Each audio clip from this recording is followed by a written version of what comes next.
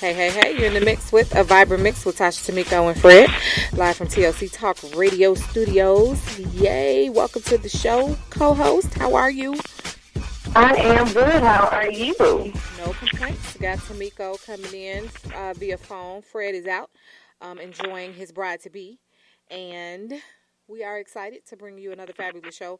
Our guest today will be Dr. Eric Clopton.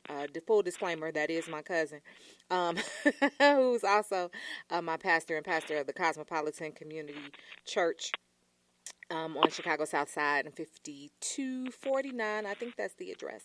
South Wabash. But yeah, lots in the headlines. Wow. So here in Chicago, we've had a lot, unfortunately, going on, and it has you looking at your TVs like, what's going on? Yeah, it was, last week it started off, I don't want to be the contributing all bad news. It started off, Chicago started off on a high note last week with Chance the Rapper's win at the Grammys, which was a really good look for the city, someone that our young people look up to, someone that was raised right here, and he did not want to sign to any major labels, and he won 3 Grammys last Sunday. And then it seems like, was it Monday? We started with just such terrible violence, and most of the violence, well, it wasn't Monday, over the weekend, actually. There were 2 12-year-old girls on Saturday, that Saturday of last week, that were shot within 25 minutes apart here in the city of Chicago. Both of them initially were in critical condition and subsequently died. So, it started off with a great win, and then the news of these little girls not making it after fighting for their lives. Little girls who, presumably were just doing whatever little girls do. And now they're in a situation where they can't, they're gone. There's nothing else for them. There's nothing else. They're gone. And it was so sad. For both of them. It's like, and it's not just these girls, or all the kids, or all the youth, all the young people, but when you think about 12, this person hasn't, had the opportunity to experience her 8th grade graduation, right, or those great years of high schools and proms and graduations and college.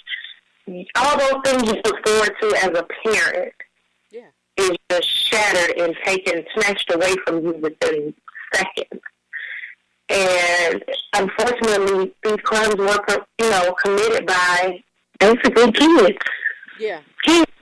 And so that's the frightening piece, because what drives a kid, that sounds like a whole nother topic, but what drives a kid to, murder another kid? And you hear a variety of things, and they say, well, you need to bring in more jobs, you need to bring in better education, and all of that is accurate. But I think it's accurate. It's a lot. That's a part of it, and but you hear me say it all the time. It's just, where is that moral compass foundation? Yeah, definitely.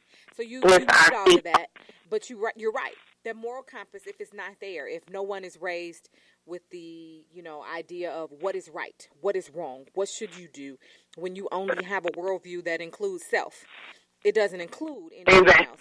And so then you only see what you see, and to hell with everyone else, unfortunately. And so that becomes a problem. And then, of course, you have the whole mental illness piece. Like, children can be mentally ill, clearly. Mm-hmm. It was a meme of the 2 young men who murdered these 12-year-old girls. They had both, their pictures were on top of each other.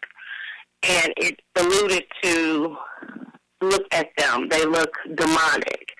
Like, and it was, I looked at the pictures And it was sad because you just didn't see, you could see this young man, this young person, these two young men, but it just looked like you were looking through them.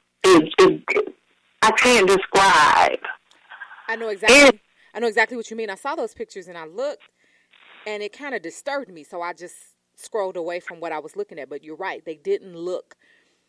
They looked devoid of emotion, devoid of human. Exactly. And I don't mean that in an insulting way.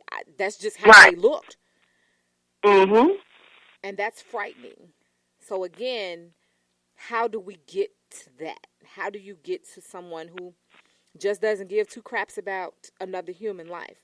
The 2-year-old who was shot was riding in the car with the alleged, I guess, the apparent victim, the apparent intended victim. But that baby died. You're 2 and you're taken out by bullets? 2. Right. 2. It was terrible. It was absolutely terrible. Now, what do you think of this? People are calling, President Trump has, I know you cringed, President Trump has offered, federal troops to come patrol Chicago because we so need it so badly, in his view. And Mayor Rahm Emanuel was quoted as saying, well, fine, if you're sending them, send them. What do you think about federal troops coming to patrol, an urban area? Like, I have a huge problem with that because it just invokes the whole historical us against them, the militarization of the police. Well, this wouldn't be the police. This would actually be, I guess, federal troops. But I just think it'll be more bloodshed. okay. And if that happens, in my opinion, the feds have been here.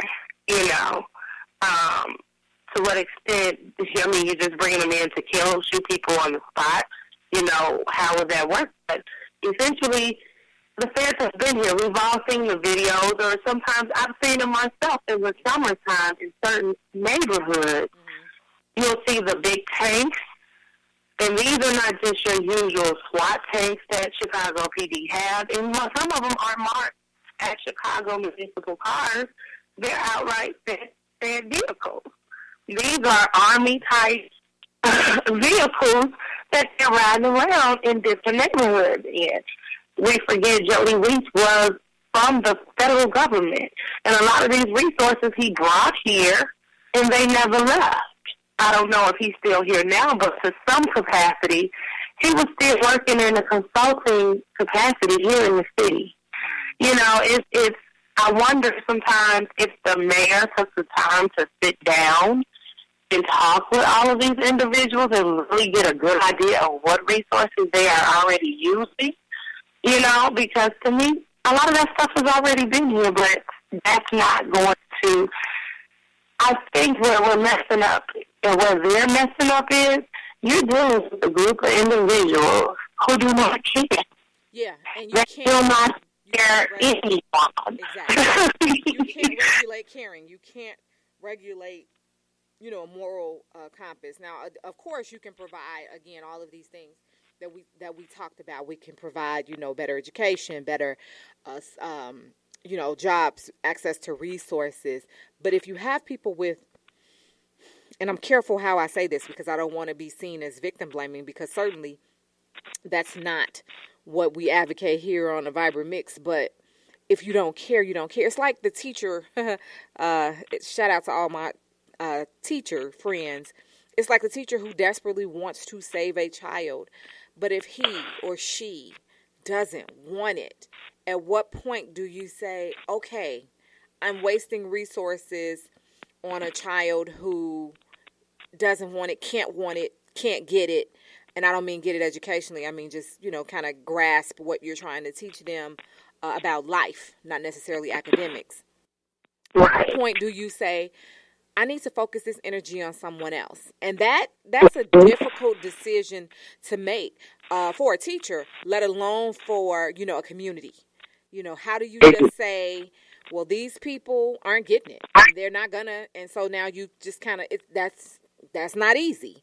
So I don't have the answer, but I think the conversations need to be ongoing. Oh yeah, we definitely. Oh, I lost you for a minute. Go ahead. There are so many topics that we would have from this discussion.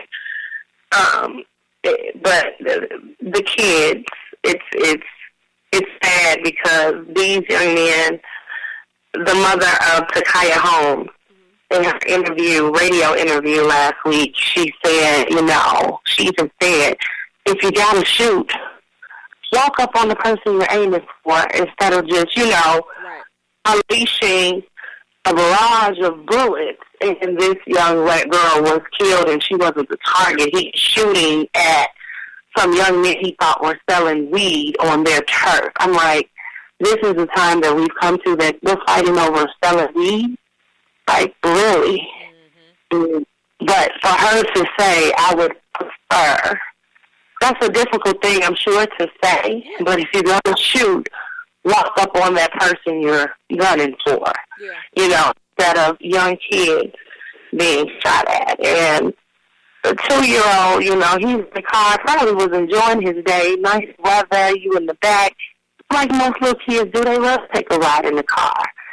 But not knowing the danger that was surrounding him, and riding in that car with his uncle and the girlfriend, it's just senseless. It's so senseless. And they see people are in the car. They may not have seen that 2-year-old there, but when you shoot knowing there's other people, they're showing us that we're going to shoot whomever we want and we don't care who is around. Yeah. So when you're dealing with people like that, do you think they care about the fans? Don't care. Agreed. And it's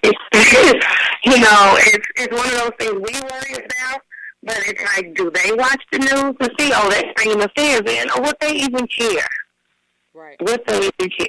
And that's exactly it. So it's kind of like my argument about guns. People say, well, we don't need more guns on the street. We have enough gun laws and all these other things, but failing to understand that criminals don't typically follow laws.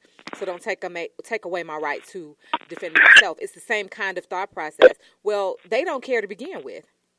So now I'm concerned about the average Joe, your son, your uncle, your dad being outside, fitting a bill or not even fitting a bill, right, and being approached and stopped and it not being able to be de-escalated, and then, my son, my dad, my cousin, my brother, right, or killed, or just emotionally scarred because, people say, oh, well, these things happen. Try it happening to you on an everyday basis.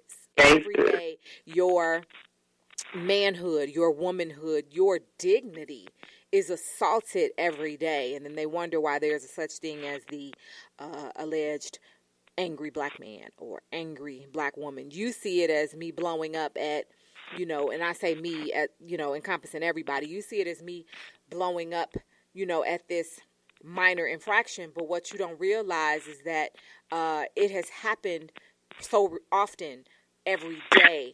There's no respite. Somebody posted about microaggressions against people of color being like, okay, well, a bee sting is not that bad, but imagine being stung by a bee every day, multiple times a day with no rest. Yeah, right. You're upset. So that's very tricky, and so I'm not thrilled with any discussion about the federal troops coming into our city to do anything. I'm just not. That's not. No. Yeah. There's no talk about sitting down and coming to the table. Obviously, you need to bring others to the table other than your usual reliables who just don't have one view of what the issues are. You need to have everyone at the table from the top to the bottom, and that's still not being discussed or doesn't speak. I know that the superintendent goes out and talks to the community. That's a piece of it, but there are more people that are seeing this every day, living it or whatever, that could add some value to those